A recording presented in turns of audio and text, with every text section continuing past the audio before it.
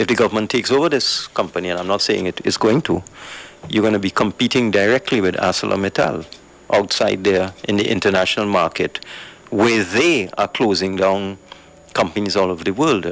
When ArcelorMittal shut its plant in March, it did not only affect the company's direct employees, but extended to workers in associated downstream industries. Hundreds others from Tube City, Central and other companies are now also without jobs. It has been an uphill struggle for the laid-off workers with no income and no hope of getting employment. Already, one worker from Central has committed suicide, the second since the layoff started. The big question is enough being done to help these workers cope and manage their families and finances?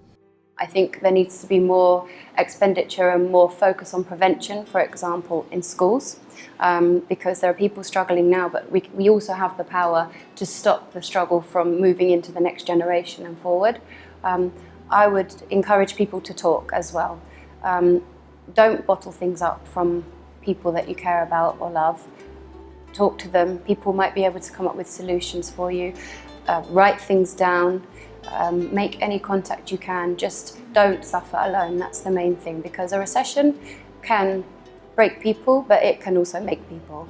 Occupational therapist Sophie Emily Brown says therapy will help these workers and at least give them more hope to reintegrate into society and allow them to have a more positive outlook about their situation. It would be looking at helping that person to find coping strategies to deal with the stress, anxiety, depression, thoughts of suicide or self-harm, and anger that may come up through people losing their jobs in a recession. And also helping them to look at the skill set that they do have so that they can channel that towards more meaningful activity.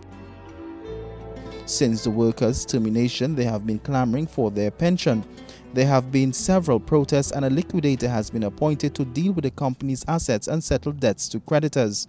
The Steelworkers Union of Trinidad and Tobago has since met with the government on investors to take over the plant. Union President Christopher Henry says the company knew where it was heading and it was never in the interest of workers.